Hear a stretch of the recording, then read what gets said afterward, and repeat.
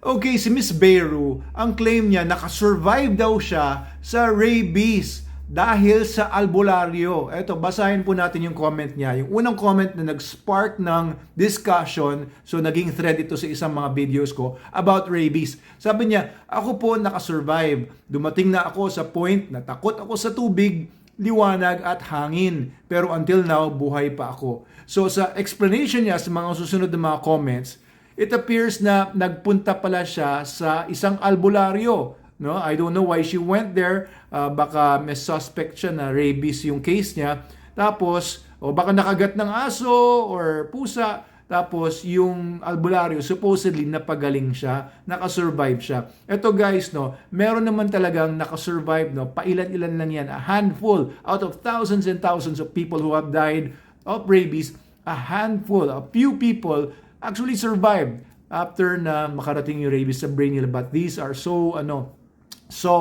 rare. Kaya sinasabi na walang nakaka-survive sa rabies as soon as dumating na ito sa utak. But there are. And naka-receive kasi sila ng medical attention very effectively.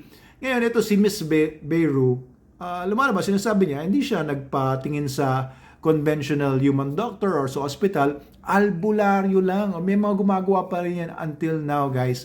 Pero ito, no, para masabi talaga na rabies po yung na-experience ninyo, o na-experience si Ma'am Beyru, para masabi na rabies talaga yon, dapat yung nakakagat sa kanya ay napacheck yung utak kung merong mga tinatawag na Negri bodies. Positive indication yon na yung aso or yung pusa na nakakagat kay Miss Beyru ay may rabies nga at yun yung na-transmit sa kanya.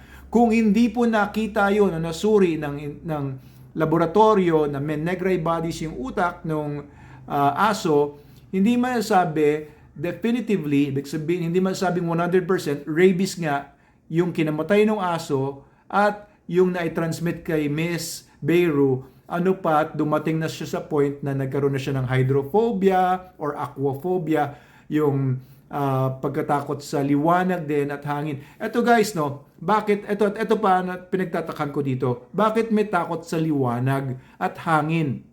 Well, it could also be, no, yung pagkapraning na central nervous system disorder na kasi and everything. Actually, yung pagkatakot sa tubig po, nangyayari yan kasi yung pasyente na apektado na ang utak sa rabies ay hindi na rin makalunok dahil affected yung mga nerves na paglunok, yung mga nervous mechanisms na nag-guide dyan or nagdidictate dyan.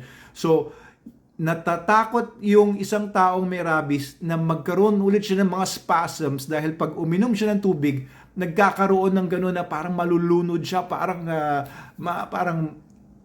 nako-constrict yung kanyang paghinga. So, natatakot siya sa tubig, makita pa lang ang tubig, takot na takot nga kasi takot na takot siya, na-anticipate na niya, alam na niya na gano'n ang mangyayari sa kanya pag uminom siya ng tubig. Kaya kahit uhaw na yung pasyente, hindi siya makainom, gustong-gusto niyang uminom dahil sa uhaw niya, pero natatakot siya ma-feel yung mga spasms na yun at saka yung reactions na yun sa katawan niya.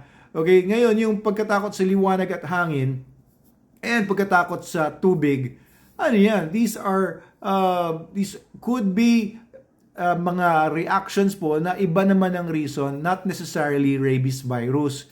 This could be reactions dahil sa central nervous system problems.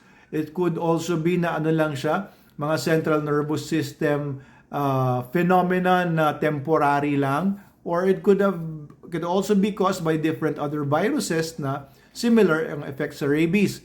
Pero the fact na hindi po na diagnose positively for rabies yung nakakagat kay Miss Beyru, hindi po natin masasabi 100% na rabies nga po yon. Usually kasi pagka may nakakagat na aso, no, tapos suspect siya na may rabies yon, tapos na maaring na-transmit sa inyo, ang gagawin dyan, dadalhin yung aso or yung ulo man lang ng aso, lalagay sa ice, sa yellow para hindi mabulok agad, dadalhin sa RITM. Okay, yung RITM dito yan sa may Alabang. Yung RITM is parang Regional Institute for Tropical Medicine, if I'm not mistaken. So this facility sila yung mag-check doon sa ulo ng aso kung meron ngang rabies yung aso, kung yun nga ba talaga yung kinamatay ng aso. Ngayon, ito pa, marami kasing mga umaasa sa ganyan because wala silang choice. Maaring walang doctor sa lugar nila. May mga ganyang kaliblib ng mga lugar. As much as possible po, dalhin nyo po sa tamang ospital na may modern equipment, modernly equipped personnel. Dalhin nyo po, magpunta kayo sa tamang ospital. Huwag nyo pong hayaan na ay, malayo kasi yung doctors. Nakagat ako ng aso, namatay yung aso. Ay, okay lang magpatandok na lang, or merong mga iba na ginagapang-gapang yung buhok sa sa katawan, hinahanap yung rabies. Hindi po nahanap ang rabies virus sa ganung paraan. O po, yung mga tandok-tandok, hindi po totoo yan, hindi po yan effective. Kasi yung rabies, gumagapang yan sa nerves. So, hindi po pwedeng higupin lang yan. Nandun yan sa mismong nerve cells. Microscopic po yan na pumapasok sa mga microscopic cells ng nerves. Hindi po mahigup-higup yan. Yung sisip-sipin, hindi masisip-sip yan. Oo. So, maaring yun po yung paniniwala niyo, Ma'am Beru, pero actually po, it's not, hindi mapapanaligan yung inyong testimony, and it could be dangerous po na paniwalaan ng iba. Sila rin hindi na magpapa-inject sa hospital dahil meron namang gumaling sa rabies, si Ma'am Beru, nabasa ko yan sa TikTok. Sa albularyo na lang din ako, hindi pa ako gagastos ng malaki, donation lang, bubulong-bulong, tapos bigyan ko lang ng 200, ayos na. Sa hospital, ilang libo yun. Huwag nyo pong ipaubaya sa mga albularyo at mga spiritista ang inyong buhay, kasi po virus po yan. Mas naunawaan yan ng mga conventional doctors dahil kami po, or mga human doctors, ay nag-aaral po talaga na may mga gamit silang mga microscope, etc. Hindi lang mga bulong-bulong. Okay, so respect naman natin yung paniniwala ng iba, pero if it's dangerous like this, then I was compelled to speak out about yung comment na ito. Peace po tayo, Ma'am Beru.